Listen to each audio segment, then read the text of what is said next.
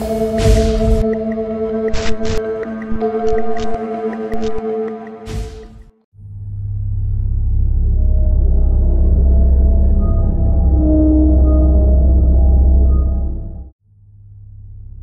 2020 menjadi tahun penuh kejutan. Bagi Bang Oji dan 9 temannya, tahun itu bukan hanya tentang pandemi dan karantina panjang, tetapi juga tentang satu perjalanan yang tak akan pernah mereka lupakan seumur hidup, sebuah perjalanan ke sebuah villa murah di kaki Gunung Salak yang berubah menjadi pengalaman mistis paling mencekam yang pernah mereka alami. Liburan itu awalnya direncanakan secara santai. Mereka semua adalah anak-anak kosan yang tinggal di Bintaro, saling mengenal sebagai teman dekat dalam satu lingkungan kos. 11 bulan sudah mereka menjalani tahun penuh tekanan, dan ketika salah satu teman mereka yang berasal dari Bogor mengabarkan akan pulang kampung, kesempatan itu langsung mereka sambut.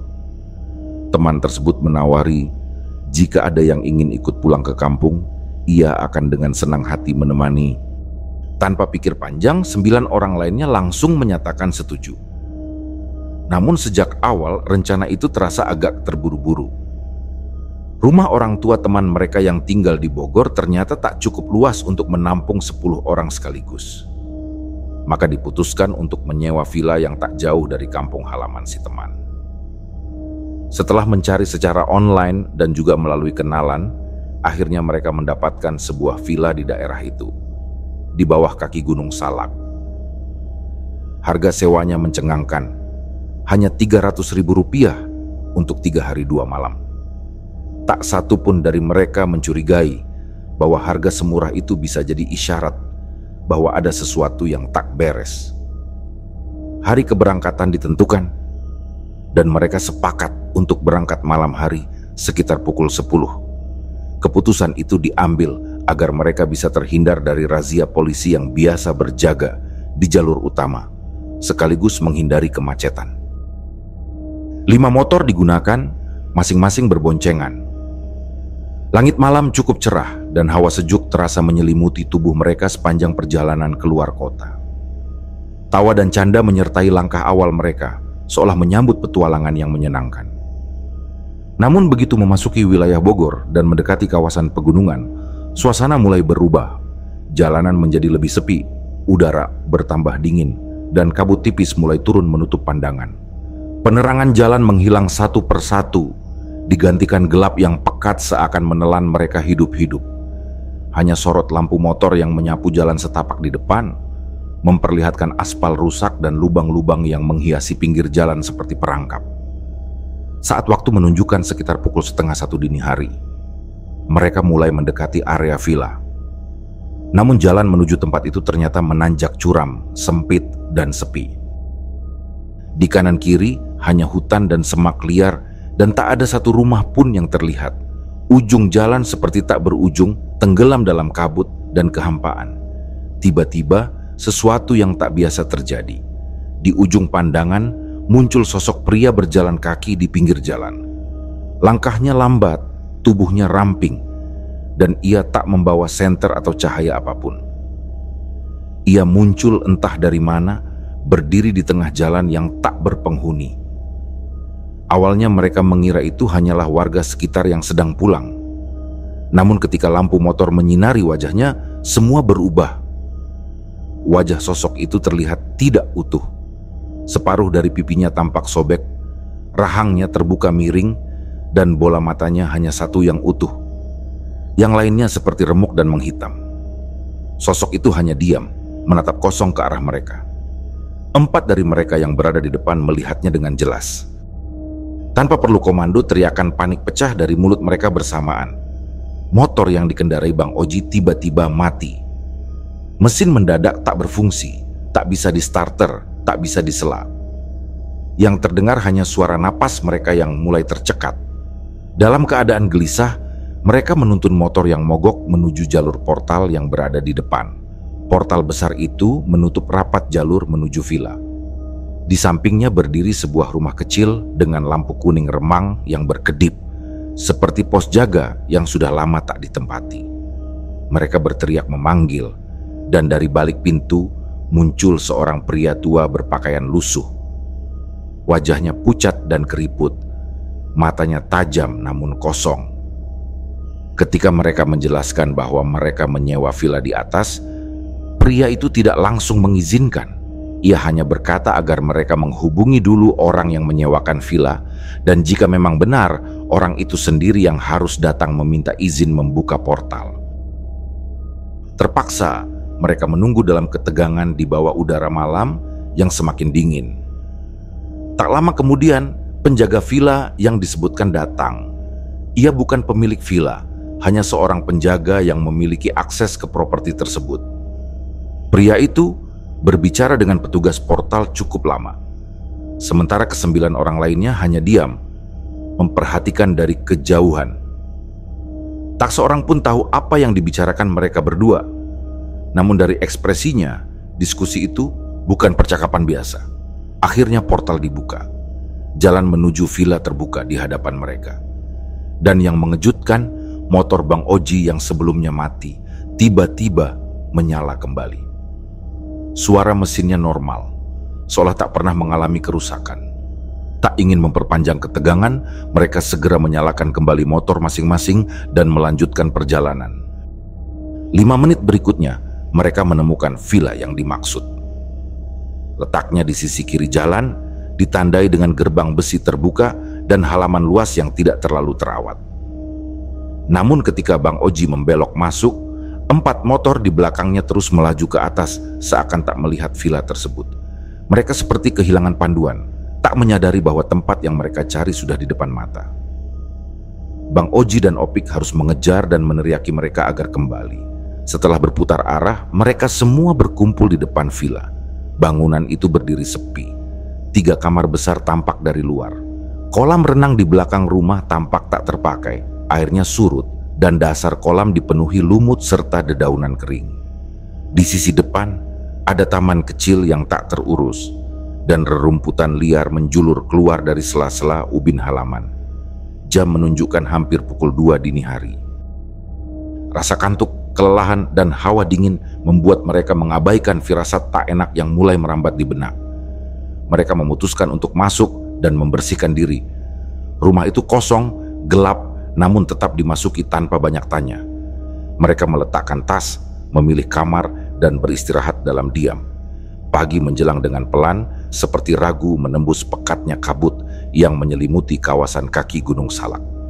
Sinar matahari hanya mampu menerobos tipis melalui celah dedaunan, menebarkan cahaya dingin ke dalam villa yang mereka sewa malam sebelumnya.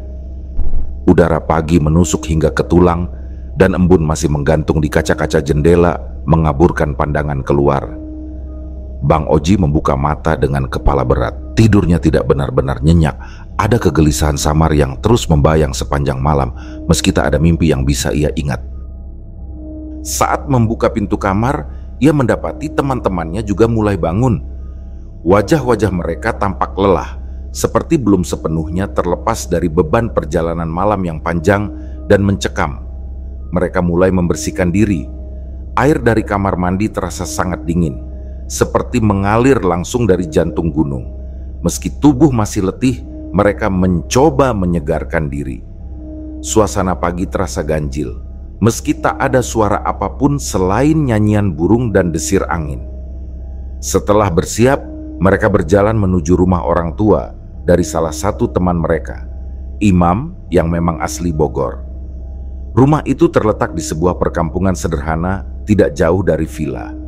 Di sana mereka disambut hangat oleh ayah dan ibu Imam yang menyiapkan makan siang dalam suasana kekeluargaan yang akrab. Suasana rumah kampung dengan lantai semen, tikar pandan, dan dapur yang mengepul menambah kenyamanan. Makanan sederhana yang dihidangkan terasa sangat nikmat setelah malam yang panjang. Obrolan hangat berlangsung hingga menjelang siang. Namun kebersamaan itu tak bertahan lama. Sekitar pukul 1:30 siang, Putri, salah satu dari 3 teman perempuan mereka, melontarkan sebuah usulan. Ia merasa sayang jika sudah jauh-jauh ke daerah seperti ini, namun tidak sempat menjelajah alam sekitarnya. Ia mengusulkan untuk mengunjungi air terjun terdekat. yang katanya tak terlalu jauh dari kampung. Usulan itu segera disambut antusias. Meskipun sebagian dari mereka merasa lelah, keinginan untuk menyegarkan diri di alam terbuka mengalahkan segalanya.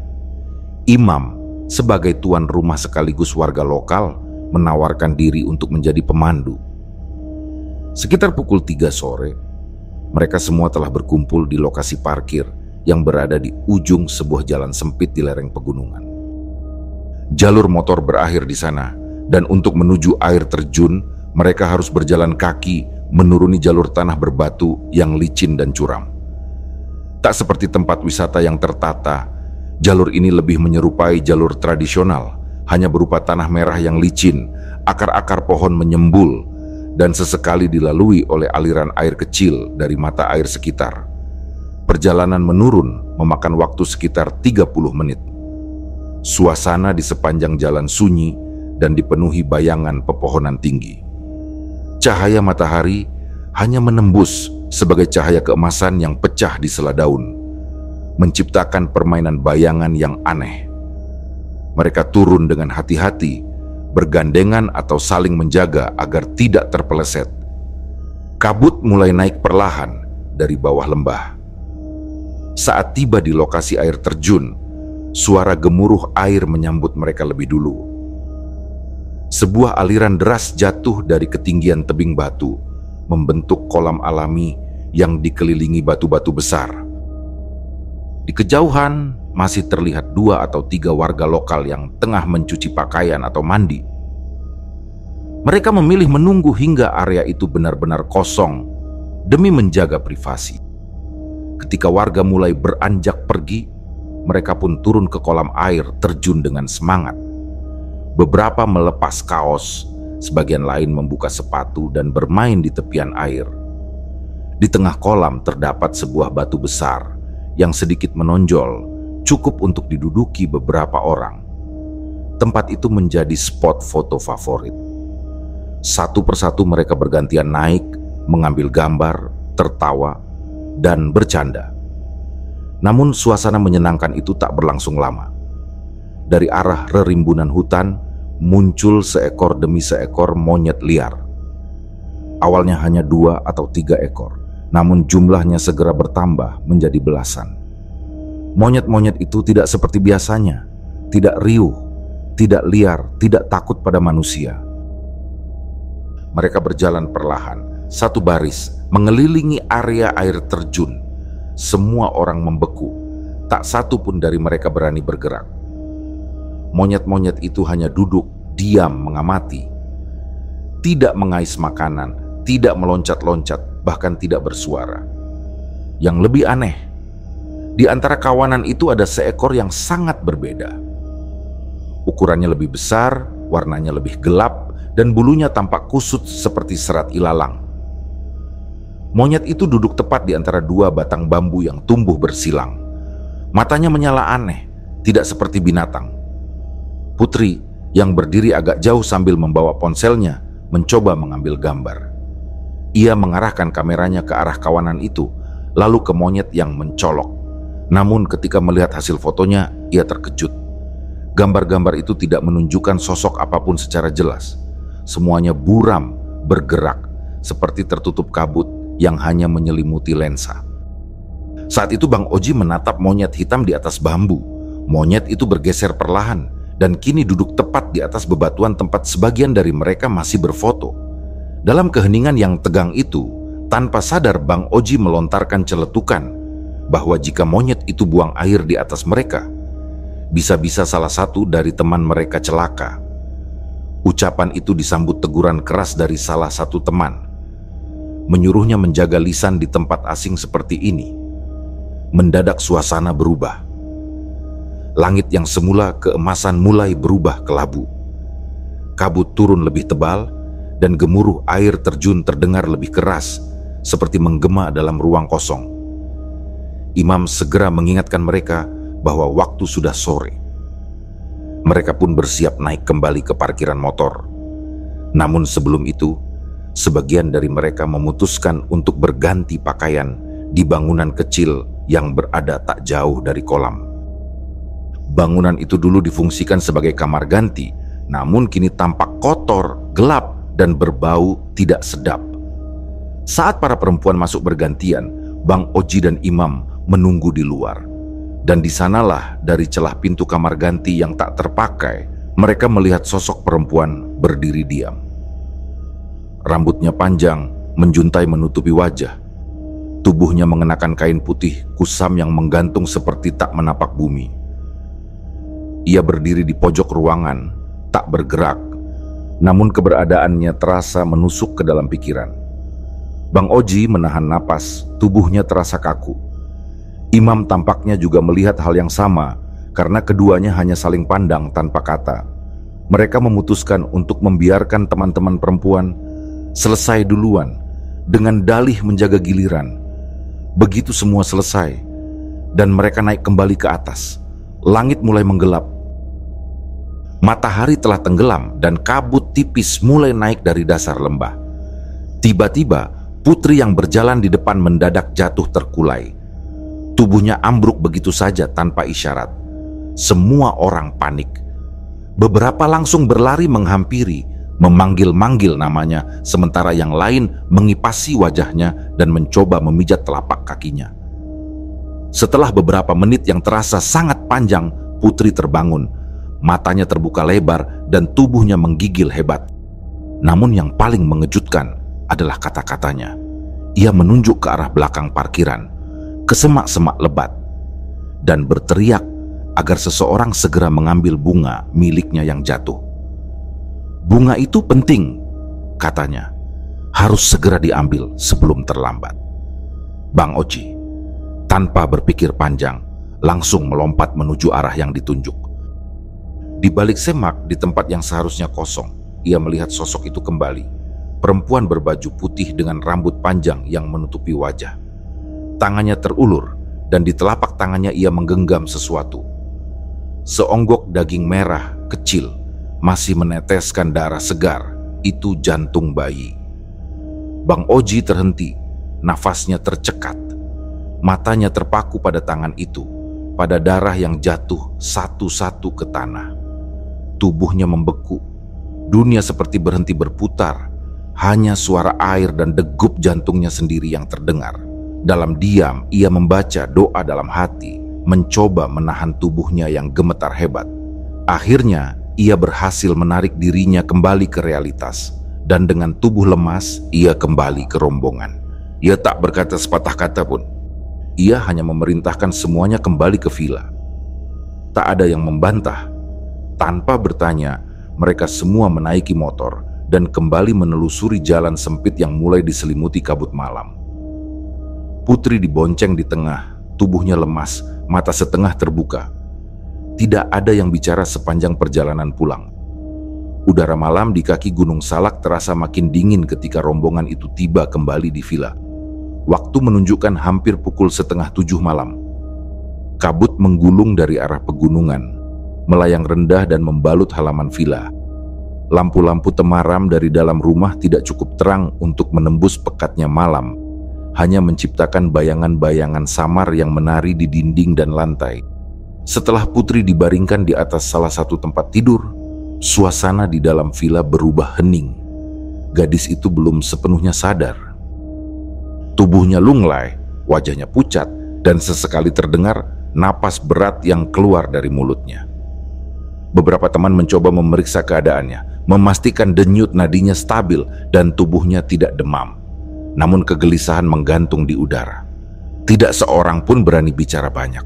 Semua memilih diam, seolah menunggu jawaban atas kejadian yang tak bisa mereka pahami. Bang Oji yang sejak awal merasa ada yang tidak beres memutuskan keluar rumah.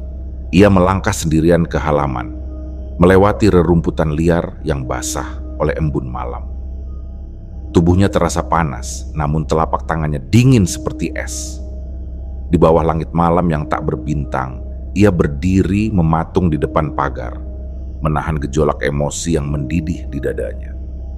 Setelah beberapa saat, ia duduk di pinggir halaman, menyandarkan punggung ke batang pohon kecil. Disitulah, dalam diam dan gelap, air matanya menetes. Ia tidak menangis karena takut, melainkan karena tekanan batin yang tak mampu ia tahan. Dalam hati ia menyalahkan dirinya sendiri. Seharusnya ia lebih peka terhadap pertanda, seharusnya ia tak mengabaikan bayangan gaib yang mereka lihat di jalan malam itu. Beberapa menit kemudian, ia kembali masuk. Putri terlihat sedikit membaik, walau tubuhnya masih lemas. Teman-teman yang lain mulai menyiapkan makan malam seadanya, mencoba menenangkan diri. Suasana kembali tenang, hingga kejadian aneh berikutnya membuat ketegangan kembali merebak. Tepat pukul 10 malam, air yang mengalir ke kamar mandi tiba-tiba berhenti sepenuhnya. Sumber air yang sebelumnya mengalir deras kini tak menetes sedikit pun. Villa itu tidak menggunakan pompa atau penampungan air biasa. Semua aliran berasal langsung dari mata air pegunungan yang disalurkan melalui pipa bambu dan pelaron. Tidak ada logika yang bisa menjelaskan mengapa air bisa mati secara tiba-tiba. Keadaan itu memicu kegelisahan baru. Lala, salah satu dari 3 teman perempuan mereka, terlihat sangat tidak nyaman. Ia mulai berjalan mondar-mandir di depan kamar mandi, menahan rasa ingin buang air yang sudah tak tertahankan. Dalam kondisi seperti itu, tak ada pilihan lain selain mencari alternatif. Mereka pun menghubungi pria yang menyewakan villa. Pria itu menjawab dengan nada datar, mengatakan bahwa bila air di villa itu mati, mereka bisa menggunakan villa satunya lagi yang berada di atas, tidak terlalu jauh, hanya perlu naik sedikit ke arah bukit. Lala akhirnya memutuskan untuk pergi ke sana ditemani oleh Bintang. Keduanya menaiki motor dan menyusuri jalan menanjak menuju villa kedua. Namun saat tiba di sana, bukan villa nyaman yang mereka temukan, melainkan sebuah pendopo tua, sebuah bangunan semi terbuka yang terbuat dari kayu, tanpa dinding, hanya beratap dan bertiang besar. Bangunan itu tampak seperti tempat berkumpul atau musyawarah zaman dahulu, mungkin dulu digunakan untuk mengaji atau acara adat.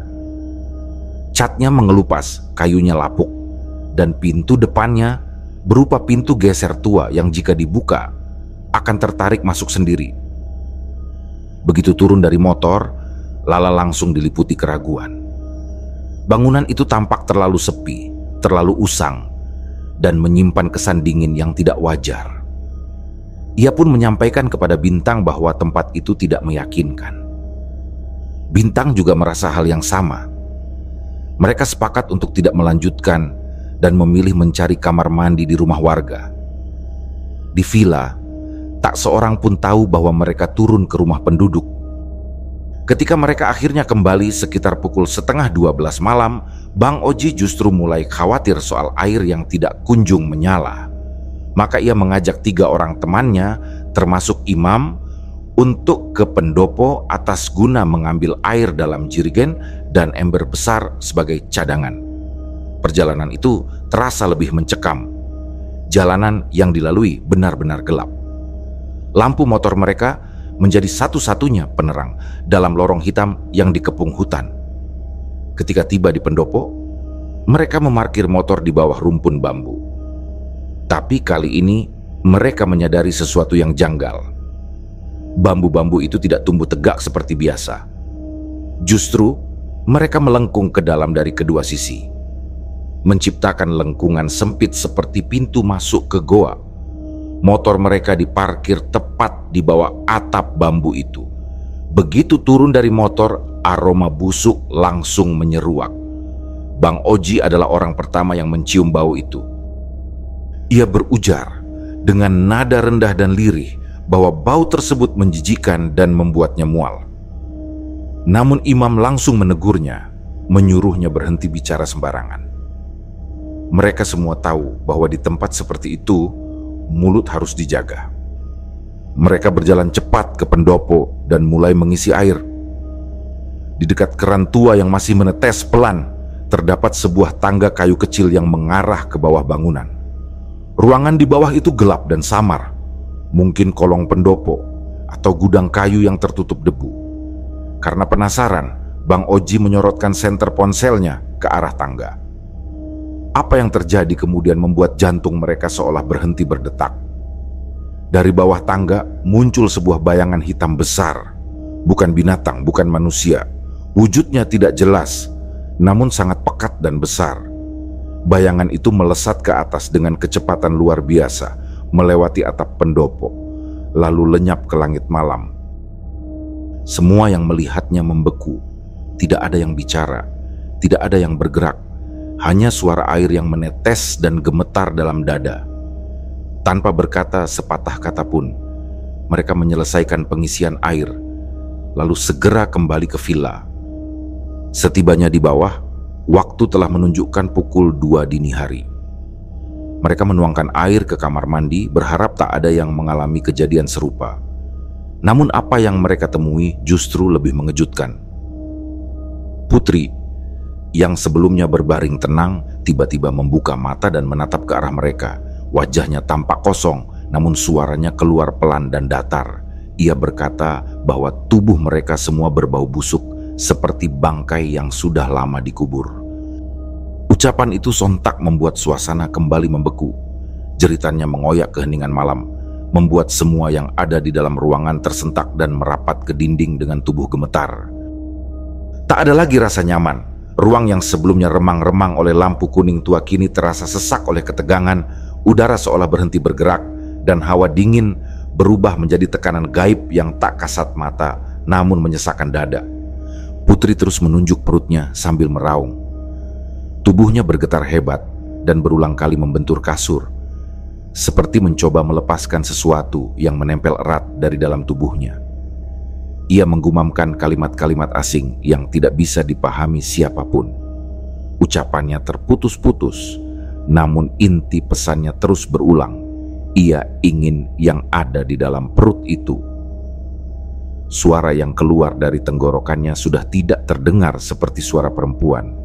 Ia berbicara dengan suara rendah dan berat, sementara tangannya terus mencakar-cakar kulit perutnya sendiri, meninggalkan goresan-goresan merah yang mulai memanjang.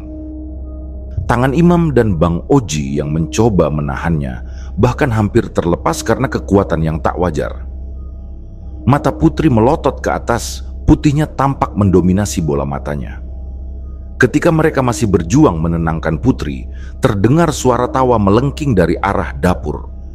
Suara itu tinggi, tajam, dan terdengar sangat asing.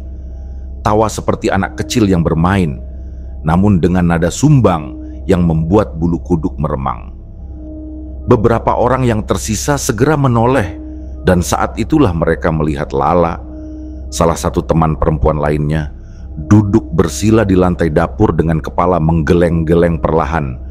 Tubuhnya bergoyang pelan ke kanan dan kiri, sementara senyumnya melebar melebihi batas wajar.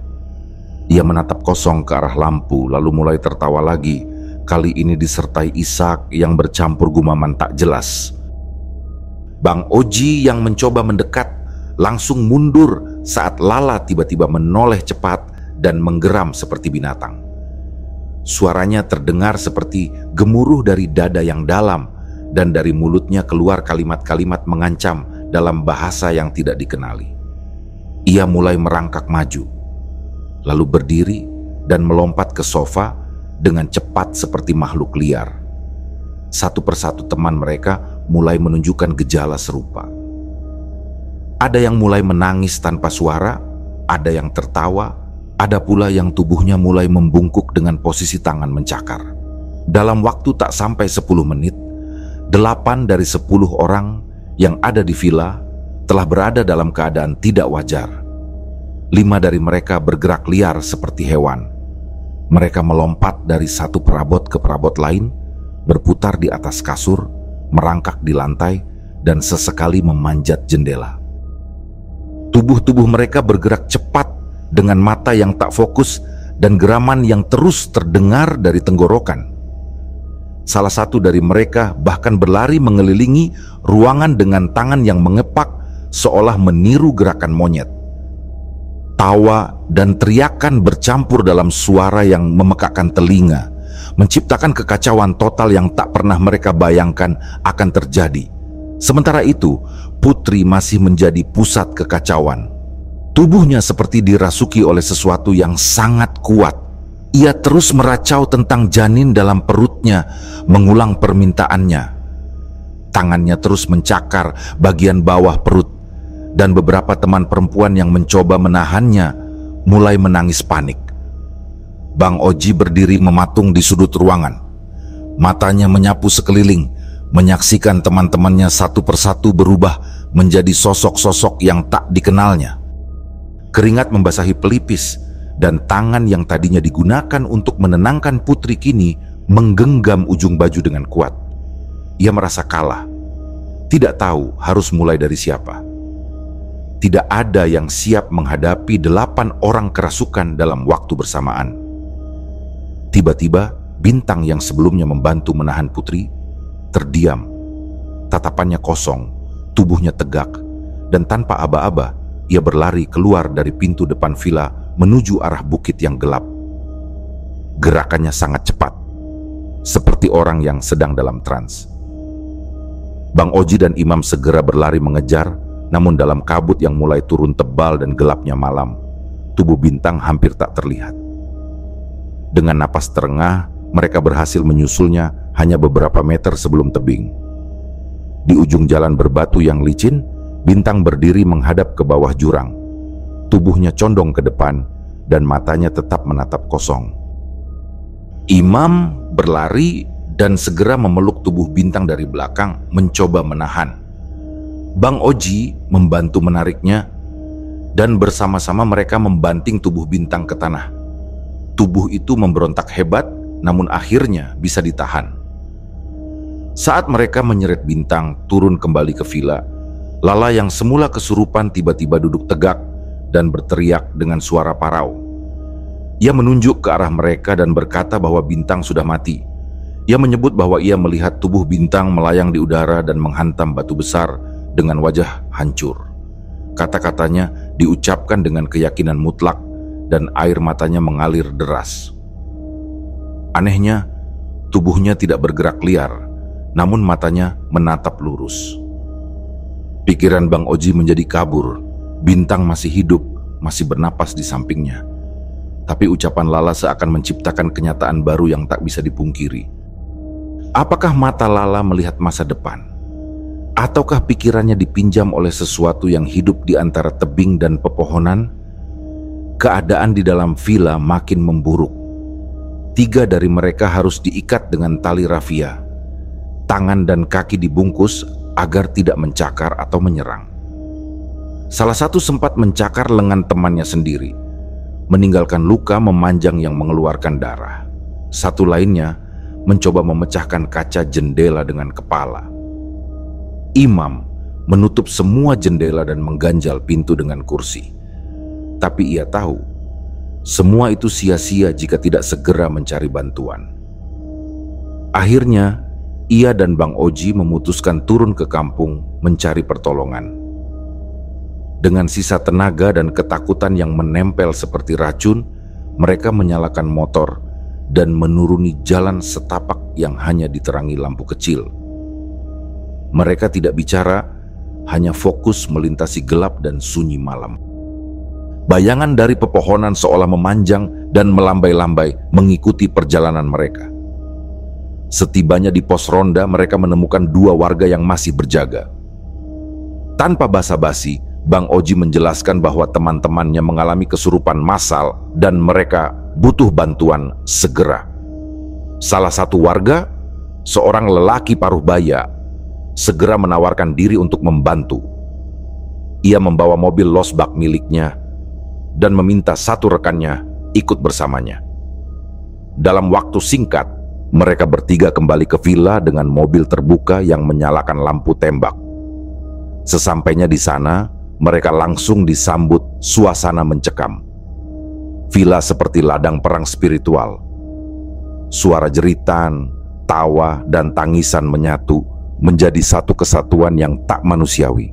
Tubuh-tubuh yang masih kesurupan meronta tak beraturan. Beberapa di antaranya bahkan mencoba menggigit siapapun yang mendekat. Para warga segera ikut membantu memegangi satu persatu korban. Karena sebagian besar tak bisa dikendalikan, mereka semua akhirnya dipindahkan ke mobil dalam keadaan terikat. Tali-tali rafia membelit tangan dan kaki mereka. Salah satu teman perempuan bahkan terus berteriak sepanjang perjalanan, menyebutkan nama Putri dan mengulang bahwa anaknya akan diambil. Ketika semua berhasil dibawa masuk ke mobil, satu kejadian nyaris berulang. Bintang yang sebelumnya telah ditenangkan, tiba-tiba kembali meronta dan melepaskan tali yang mengikatnya. Ia kembali berlari ke arah tebing. Namun kali ini dua warga dan imam langsung mengejarnya dan berhasil mencegatnya sebelum mencapai pinggir jurang. Tubuhnya kemudian diikat lebih erat dan ditempatkan di tengah bak mobil.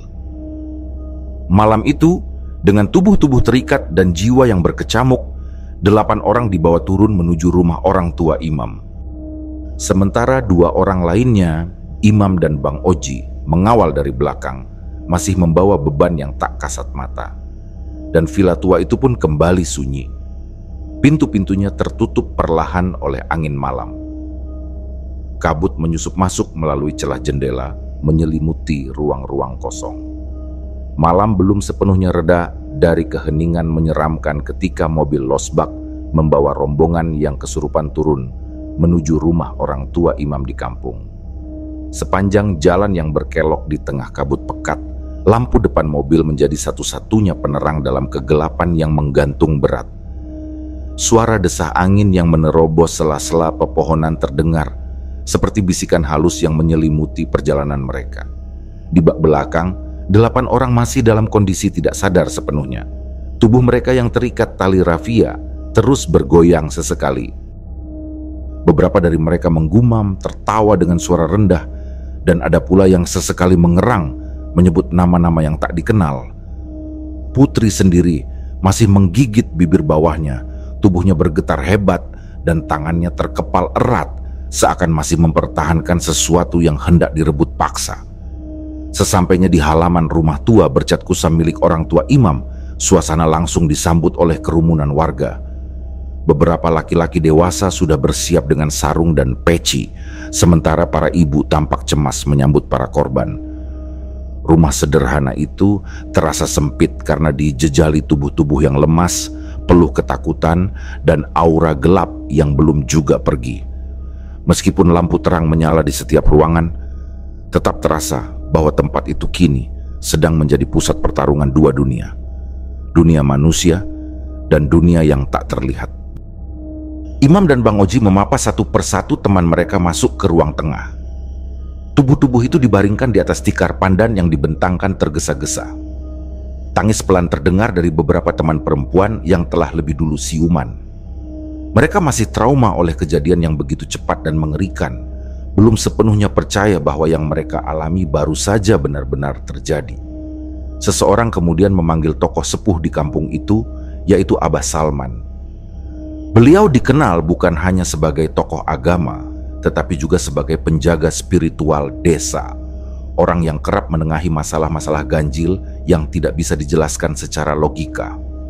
Tak lama kemudian, pria sepuh berkopiah putih dan mengenakan baju koko lusuh itu datang.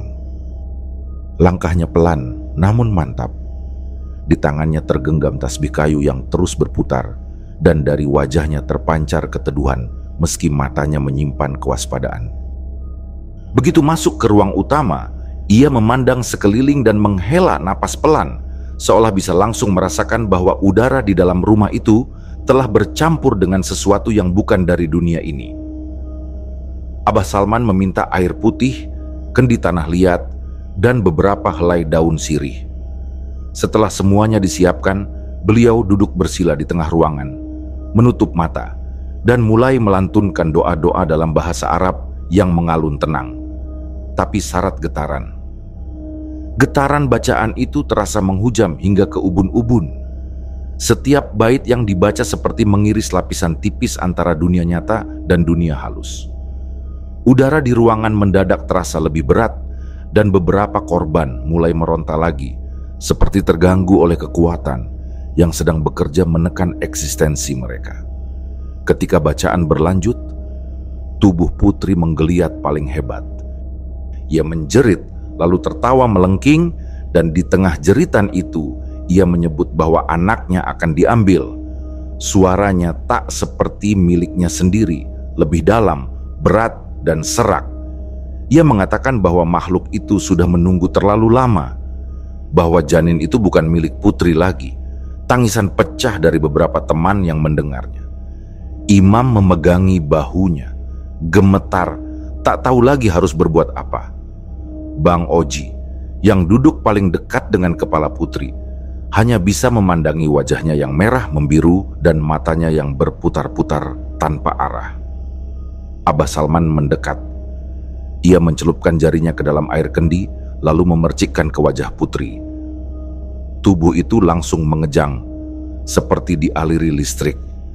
Mulutnya membuka lebar dan mengeluarkan suara jeritan yang panjang.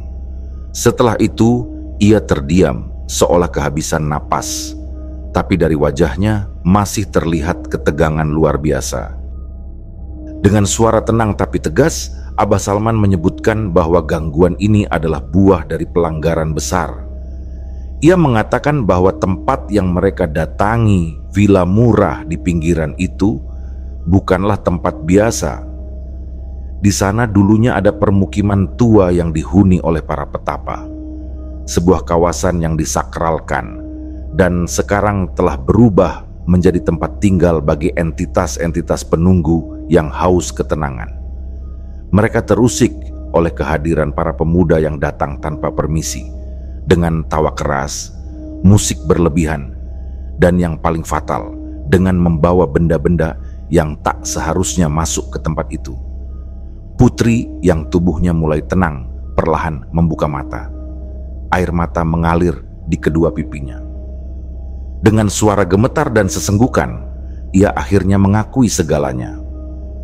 Ia mengatakan bahwa beberapa minggu sebelum liburan, ia diam-diam mendatangi seorang paranormal perempuan untuk meminta bantuan. Ia ingin pria yang ia sukai terpikat padanya, dan sang dukun memberinya jimat kecil yang dibungkus kain putih, berisi tanah liat yang dibentuk menyerupai janin. Menurut petunjuk, jimat itu harus selalu dibawa hingga pria tersebut menunjukkan ketertarikan. Namun Putri tak pernah menyangka benda itu akan menjadi pengait bagi entitas dari dunia lain. Ia mengaku lupa mengambil jimat itu dari dalam tas saat mereka tiba di villa. Bahkan ia sempat meletakkannya di bawah bantal saat malam pertama, tak menyadari bahwa benda itu menyulut api yang lebih besar. Tangisan Putri kian menjadi-jadi. Ia mengatakan bahwa sejak di air terjun, ia sudah merasa tidak enak. Ada sosok perempuan tua berambut panjang dan pakaian putih yang duduk di pinggir batu besar. Sosok itu hanya menatapnya, tapi tatapan itu menembus sampai ke dalam tulang. Sosok itu tidak berkata-kata, tapi seolah telah menanamkan peringatan keras di dalam benaknya. Abah Salman mengangguk. Ia berkata bahwa sosok yang melihat Putri itu adalah penunggu utama mata air di kawasan itu. Sosok tersebut dikenal masyarakat spiritual sebagai penjaga sumber kehidupan dan batas dunia. Dan Putri, tanpa sadar, telah membawa simbol kelahiran ke wilayah sakral kematian. Warga kampung yang mendengar penjelasan itu menjadi ikut murung. Beberapa dari mereka mengenali cerita lama mengenai kawasan villa itu. Konon, dahulu pernah ada kasus seorang perempuan yang meninggal bunuh diri di air terjun karena dipaksa menggugurkan kandungan. Arwahnya tidak pernah tenang dan menjadi bagian dari entitas yang melindungi tempat itu dari manusia-manusia yang datang membawa niat atau energi buruk. Abah Salman kemudian memerintahkan agar jimat yang disebut Putri dibakar di halaman dengan doa-doa khusus. Ia juga memutuskan untuk mengantar langsung rombongan itu ke air terjun keesokan pagi, membawa sesajen dan permohonan maaf atas pelanggaran mereka. Karena menurut beliau, gangguan yang terjadi tidak akan berhenti jika permintaan maaf tidak disampaikan langsung kepada penunggu tempat tersebut. Malam itu, rumah keluarga Imam berubah menjadi ruang pengakuan dan penyembuhan. Satu persatu teman-teman yang kerasukan mulai sadar dengan tubuh lemas dan tatapan kosong. Mereka tidak bicara banyak, sebagian menangis. Sebagian lainnya hanya memeluk lutut mereka sendiri, mencoba memahami kenyataan bahwa liburan singkat ini telah berubah menjadi pengalaman paling mengerikan dalam hidup mereka. Ketika azan subuh berkumandang, Suasana mulai mereda.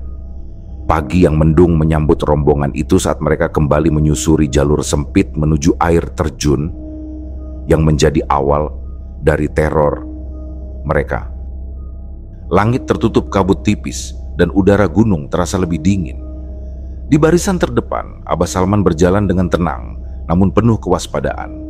Di tangannya ia menggenggam tampah berisi sesajen, bunga 7 rupa, air kendi, kemenyan, dan potongan kain putih sisa pembungkus jimat yang telah dibakar semalam. Di belakangnya, para pemuda berjalan dengan kepala tertunduk. Begitu tiba di pelataran air terjun, Abah Salman meminta mereka duduk melingkar di atas bebatuan. Uap kemenyan mulai membubung perlahan, menari di antara tiupan angin pagi yang membawa hawa lembab bercampur bau tanah basah.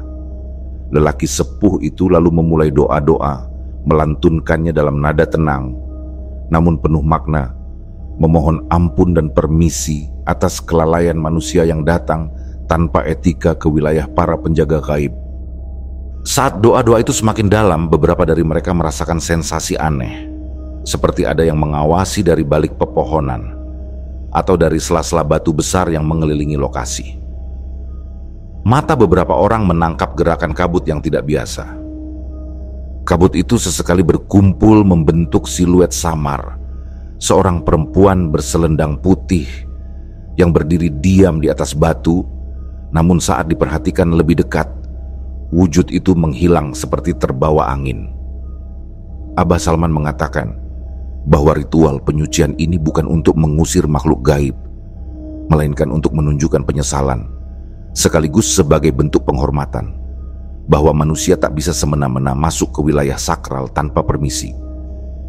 Ia juga menjelaskan bahwa jimat yang dibawa putri telah mengundang sesuatu yang seharusnya tetap berada dalam batasnya. Penunggu air terjun itu merasa dilanggar, dan karena itulah mereka harus datang secara langsung memohon ampunan. Setelah doa terakhir dilantunkan, sesajen diletakkan di atas batu besar yang menghadap aliran air. Beberapa helai bunga hanyut terbawa arus, dan Abah Salman menyebut bahwa jika bunga-bunga itu tidak tertahan atau kembali ke tepian, maka permohonan mereka diterima. Dan saat kelopak terakhir menghilang di bawah arus, semua orang menahan napas, menyadari bahwa untuk saat ini mereka mungkin telah selamat. Perjalanan pulang dari air terjun dilalui dengan perasaan yang bercampur, lega, lelah, dan masih dibayangi rasa takut. Namun sesampainya kembali di villa, suasana yang mereka temukan membuat mereka merinding kembali. Villa yang semalam penuh dengan kekacauan, kursi terbalik, pintu terbuka, bantal berserakan, kini terlihat seperti belum pernah dihuni. Kamar-kamar dalam kondisi rapi, tempat tidur bersih tanpa lipatan, dapur tidak menunjukkan aktivitas apapun. Setelah meninggalkan villa, perjalanan kembali ke Jakarta diisi keheningan. Tidak ada yang membuka pembicaraan. Semua larut dalam pikiran masing-masing, mencoba memahami apa yang sebenarnya terjadi. Bagi sebagian dari mereka, pengalaman itu menjadi titik balik. Putri menjadi orang yang paling banyak berubah. Ia disebut telah berkali-kali mengikuti sesi ruqyah dan pembersihan diri. Ia juga kabarnya membakar semua benda yang dulu diberikan oleh paranormal tempat ia meminta jimat. Namun meski secara fisik ia tampak sehat, dari matanya terlihat bahwa beban rasa bersalah dan trauma itu belum sepenuhnya pergi.